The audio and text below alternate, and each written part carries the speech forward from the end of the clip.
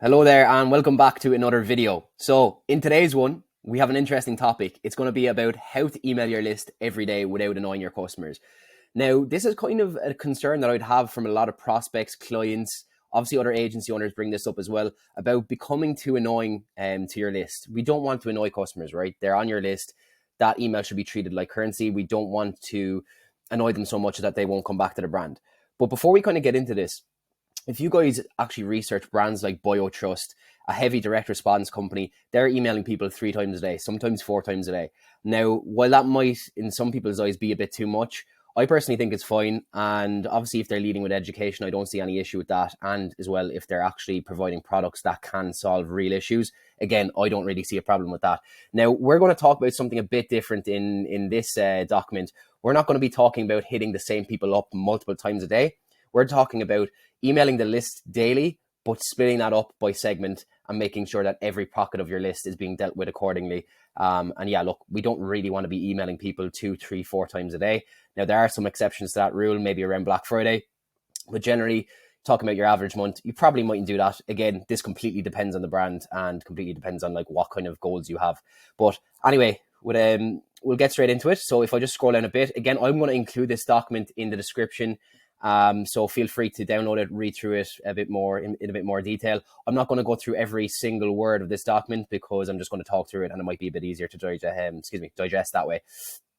But basically what we're going to cover is how to segment your list correctly, varying your content styles, who to not send to, and also the diminishing returns process. So getting straight into it, segmenting your list correctly. Right, so it should go without saying that if you're to email the same customers day in, day out, they probably will get annoyed. Okay, there are some exceptions to this rule, but what we're going to do is we're going to use the correct segmentation techniques to ensure that we're hitting certain pockets of our email list. And look, we're trying to avoid oversending to that same segment day in, day out. Now, let me explain. So the list is going to be full of varying levels, customers at varying levels of the funnel. So some are people that are like, they're newly subscribed. Some are first-time purchasers. Some might have purchased 5 times. So they're at various different levels of awareness of the product or service that you're selling. Obviously, as well, we might have some subscription customers if you're selling a replenishable product, such as supplements, skincare, whatever that may be. Now, generally speaking, your core segments should probably look like this. So you'll have engaged customers, buyers, non-buyers, VIPs, subscription customers, and lapsed customers, or some people call that win-back opportunities as well. Some other segments that you might include, and again, this varies depending on the individual brand that you're working with or whatever brand that you are, but you might have wholesale customers, if any, if that does apply. We see great success sending campaigns just to wholesalers alone, and I would strongly recommend actually putting that in place for your brand or for your client if you haven't done that already, and if they do have wholesale customers. Obviously, as well, high spenders. There are some other segments as well, but generally speaking, these are the main segments that we would focus on. Now, what would the sending schedule look like if you were to send daily? So if I just kind of scroll in there a small bit, you'll see there, like starting on a Sunday, we'll hit up our engaged customers. Monday, we'll hit up our non-buyers. Tuesday, non-buyers. Wednesday, subscription customers. Thursday, we're hitting up our buyers again. Friday, we're hitting up those win-back opportunities or your lapsed customers. And then Saturday, we're hitting up the VIPs.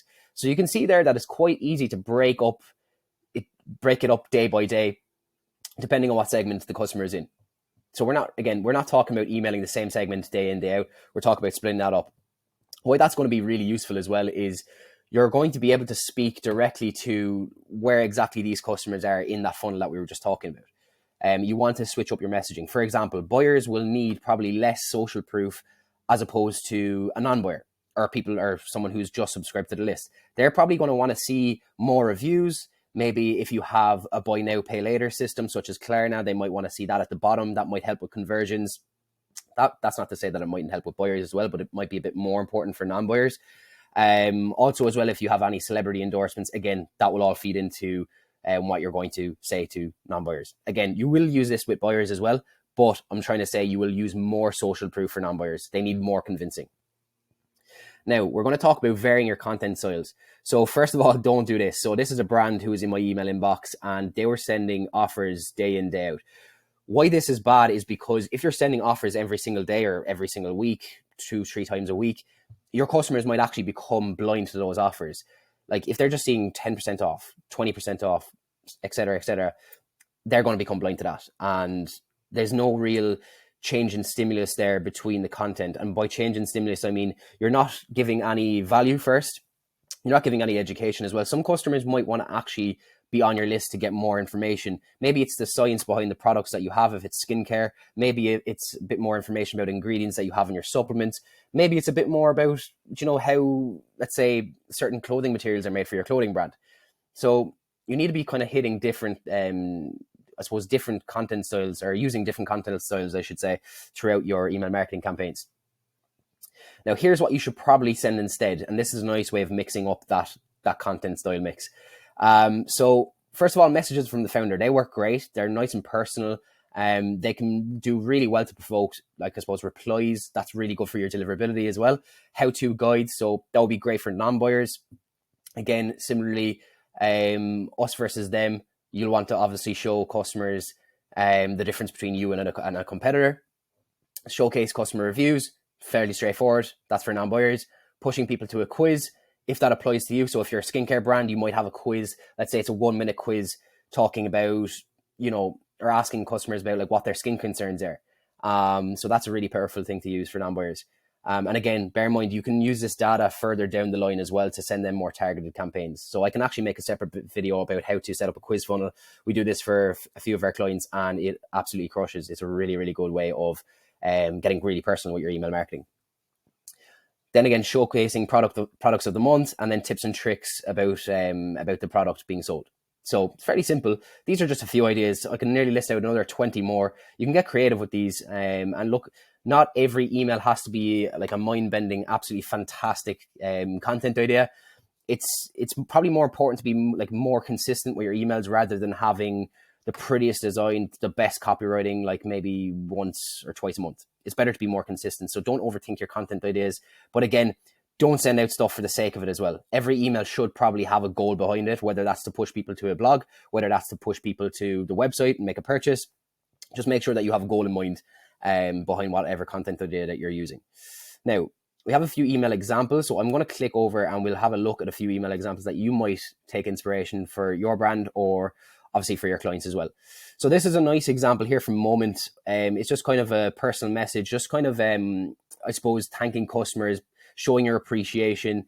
And it kind of just gives a bit more of a personal feel to the brand. Now, it's not entirely plain text, but nonetheless, the design looks nice. And it just, makes the customer feel appreciated. From Bored Cow, this is a nice little ingredient email, a recipe email, I suppose you call it.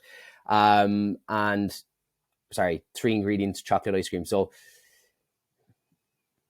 it is a recipe email. So yeah, that's obviously good to give customers a bit of value without actually just directly asking them for the sale, because they might see this recipe email, they might then decide, oh, I might want to make that recipe, and then they might make the purchase. Then moving on to, I believe this is vacation. So this is a nice, very simple designed email, nice spacing used as well. And this is just kind of more directly showing off the product and obviously the kind of the benefits behind that. Again, this is another nice email from Material. This is just showing off customer reviews. This would be a great email for non-buyers as well to try and convince them to convert. And then again, another message from the founder email from Prima. Again, these work a charm. Do try them out. They work really, really well. Now, flicking back to the document. So now we're on to the next part 3. So who not to send to. So when you're trying to maximize your email sends, it's important to take into consideration who to ignore. And that will include people who have purchased recently, subscription customers. That's really important as well. And that's something that I've seen previous agencies ignore, because we've taken over accounts where the previous agency was sending all the campaigns to subscription customers. The unsubscribe rate was quite high. I don't know, is that completely down to including those subscription customers? But more importantly, the revenue attributed to those campaigns was higher because, for example, if you send subscription customers an email and their subscription renews that day or however many days later, whatever your attribution window is, that subscription renewing is going to get attributed to your email, which is a bit false because they're a subscription customer. You didn't really make them obviously renew their subscription, if that makes sense. Obviously we want to remove people who've bounced over 2 times. Just get rid of them. That will just help you safeguard your deliverability. Similarly as well, people who've marked as spam or unsubscribed. Klaviyo doesn't always get it right, so make sure that you have a segment of people who have unsubscribed but aren't suppressed or who still can receive email marketing. You want to get rid of them. Suppressed contacts, again, we want to remove them. Klaviyo doesn't get it right all the time, so make sure that you have a segment in there excluding those customers.